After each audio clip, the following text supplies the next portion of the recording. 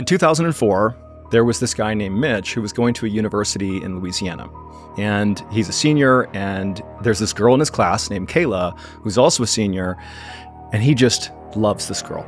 He wants to date her more than anything, and he's tried several times to woo her, but she's not that interested. She's kind of playing hard to get, but he could tell there was something there. Maybe she likes him, and eventually she does kind of acquiesce and say, okay, let's go on a date, and they hit it off. Mitch and Kayla hit it off. They're an item. And they end up graduating, and after graduation, they get married, and by 2006, Mitch and Kayla have bought their actual, white picket fence dream home in Louisiana.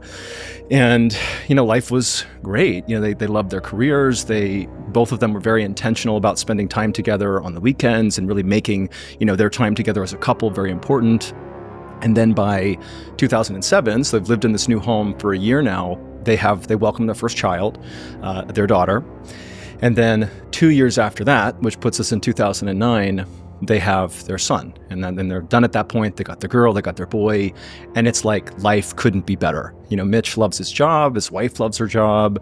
They had this thing where every morning the dad would sneak into the kids' bedroom and he'd spook them to wake them up. It was a playful thing. And they always had, family game nights on the weekend, and the Mitch and Kayla made a point to still have those romantic dates, anytime they could. They always got babysitters to spend time together. So this is it's the American dream in many ways. You have this young family living high the dream. school sweetheart, white picket fence. That's the idea. 2.5 kids, dog. That's it. So it's 2009, and Mitch is at this little dream home. And he's watching football. He's sitting on the couch watching football. And, it's just like any other day. And as he's watching the game, there's this lamp that's in the back right corner of the room. This nondescript, target lamp. It's a red lamp. And Mitch, he's seen this lamp a million times. It's in his house. And he's watching football. But at some point, he notices something odd about this lamp. And he looks over at it. And for some reason, the lamp itself, not the light bulb, but the actual physical lamp, like the base, was blurry. And the rest of the room is in focus. There's plenty of light in the room, but the lamp is blurry. And so Mitch, he's looking at the lamp. He's rubbing his eyes to see if there's something in his eyes, but still the lamp is blurry. He goes back to the TV, not blurry. Mitch has good eyesight. This doesn't make any sense. And so Mitch finally, he's worried about this. Is there something wrong with me? And he stands up and he walks over to the lamp, and as soon as he gets up to it, it's still blurry, and he touches it, still blurry. And he's like, okay, I don't know what this is about, but he does the typical, kind of dude reaction, like, whatever. The male denial of medical problems. Yeah, it's like, I'm probably having a stroke, but, whatever. So he turns around and he goes back to the couch and just does his best to ignore the still blurry lamp. And so he's watching the game, he's glancing periodically, but he's mostly focused on the game. And then at some point, towards the end of the football game, the lamp changes. It remains blurry, but, out of the corner of his eye, he sees it moving around and he looks, and the lamp, with having not been no one's touched the lamp at this point, but the lamp is now turned upside down, which is, it's not possible. It's flipped upside down and now it's blurry. And so now Mitch he's looking at this lamp thinking, okay, huge problems here. There's something wrong. I might very well be having some sort of medical emergency. But for some reason that Mitch just could not place, he couldn't bring himself to call the doctor. I mean, this is a situation where you call the doctor. There's something wrong. And he knew it, but he didn't do it. Instead, he just could not stop looking at this lamp. He's not watching the TV. He's just staring at this upside down blurry lamp. And at some point that day, or that evening, his wife Kayla and his 2 kids, they come home. And the second she comes in, Mitch kind of breaks out of his fixation, and he thinks, I should tell Kayla about this lamp. I'm having a medical emergency. I should tell her. But again, he doesn't. And in fact, he quickly thinks to himself, I can't tell her. I'm going to pretend this didn't happen. And he kind of forgets about the lamp, and he goes and he sees his wife and his kids, and it's a normal night. She is none the wiser that he's spent the day staring at a lamp that's blurry and upside down. And, when Kayla came in, the lamp was not blurry and upside down. She's not experiencing this. So that night, regular night, they put the kids to bed, and, Kayla and Mitch, they go to bed too. But then after Kayla had fallen asleep, Mitch is wide awake. He can't sleep. And there's something telling him to go down and look at that lamp. And so Mitch gets up and he sneaks downstairs and he goes to the couch, and, the light is not even on at this point, but even in the darkness, he can tell it's still blurry, it's still upside down. And he sits on the couch and he just stares at the lamp. And all night, Mitch sits on this couch and stares at this lamp in absolute silence. And then in the morning, Kayla gets up, she comes down. It's during the week, so it's a work day. She comes down and she finds Mitch on the couch and she's like, "What are you doing?" And he kind of breaks out of it and he's like, "Oh, I wasn't feeling well last night." He's lying to her. I wasn't feeling well, so I came down here. And in fact, he tells her, "You know what? I feel so sick, I can't go to work today."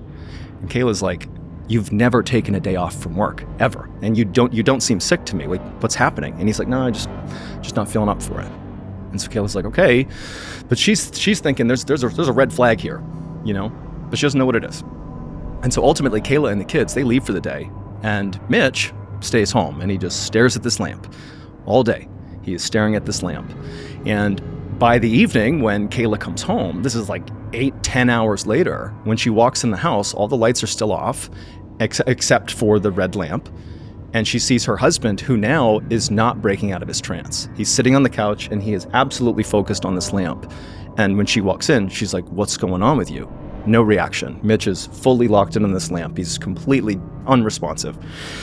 And so Kayla is like putting it together that, oh my God, something's obviously wrong. And so she grabs the phone and she calls the doctor to be like, "What do I do about this?" And she's at the same time kind of yelling for Mitch on the couch. There's no reaction. She's shooing her kids away. "Go upstairs. We'll deal with this." And so as this is happening, Mitch, who can kind of tell, his wife is on the phone with the doctor, eventually he can't even hear her anymore. She disappears completely. And he's left with just this lamp. And the lamp begins to change for a second time.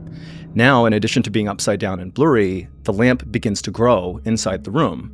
And so as it's growing, it's taking up more and more of his field of vision until this lamp is so big, he now is basically consumed by the lamp.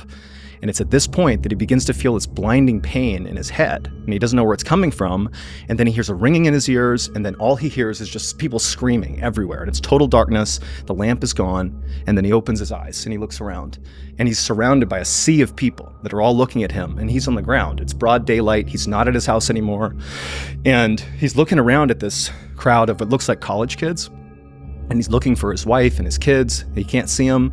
And he stands up and he doesn't know what's going on. And as he's yelling for his wife and kids, Kayla, he's yelling for his wife and kids, a police officer comes charging through the circle and he grabs Mitch. And without saying anything, he lifts him up, a grown man, and just runs with him to his police car. And the whole time, Mitch is like, I don't know what's going on here. His head's still he's still got pain in his head. He has no idea where he is. Physically, he has no idea where he is.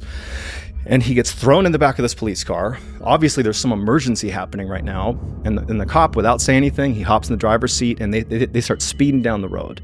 And as they're driving, Mitch just starts saying, "Where's my wife and kids? What's going on?" And the police officer was like, "Sir, you just hit your head. I'm bringing you to the hospital." And so ultimately, the police officer brings Mitch to the hospital, and they end up, he gets treated by the doctors and nurses, but he discovers what's actually happened.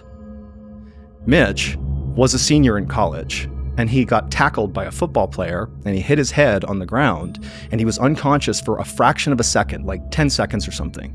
And in those 10 seconds, his brain constructed an entire life with a wife, with kids, with the white picket fence, the house. None of it existed. He never had a wife. He never had his kids. They're not real.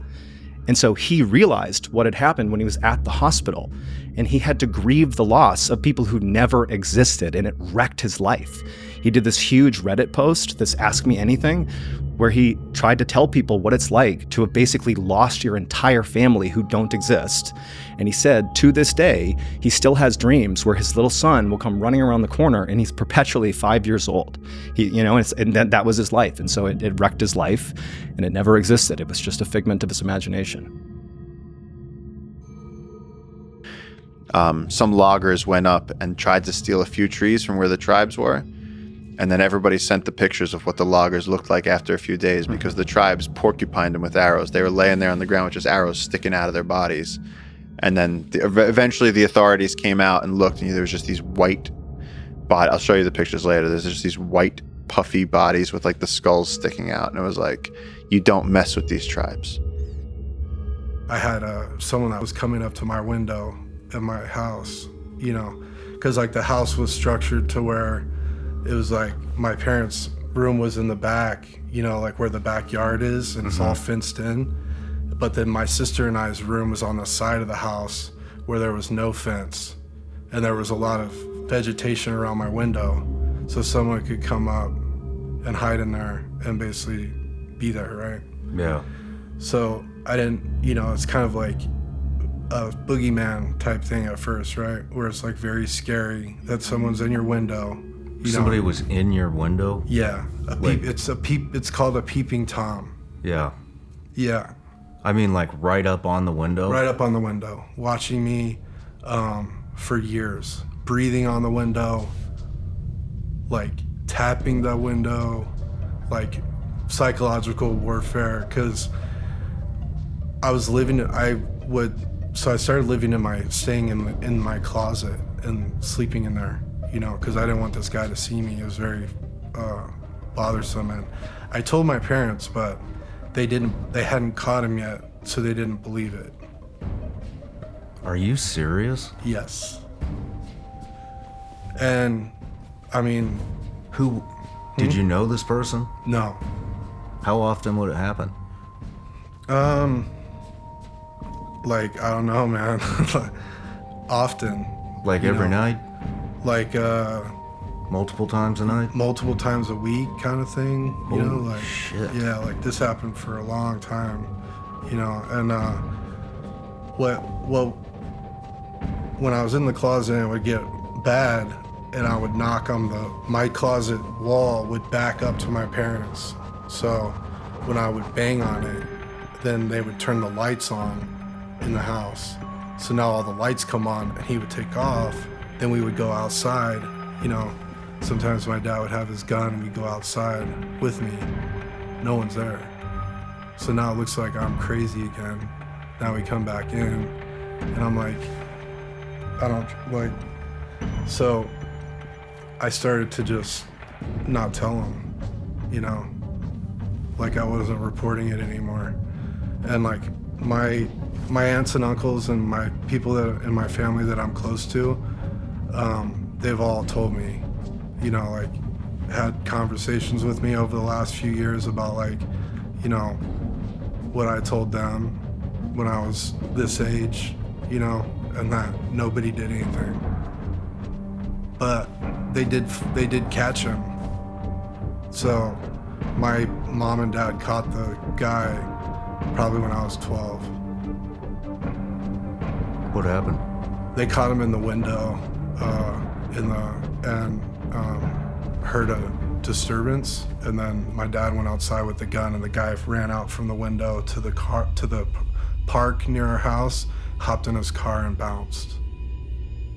One of the guys we work with on our team, Victor, was in, I think it was 2004. He was coming down river and he had a load of mahogany wood, and he's piloting this boat, and he sent two people, husband and wife, ahead to go start cooking breakfast on the beach so they could put the little kitchenette thing down and put the propane. He sent them ahead as he's going nice and slow with the barge coming down the river. They go ahead, reach the beach, they get out. He starts cutting some cane to start making a fire. Tribe comes out. No warning. They just start screaming. They start shooting arrows. The man instantly gets an arrow through the leg, and it pins his leg so he can't run. He tells his wife, "Go, save yourself," and she does.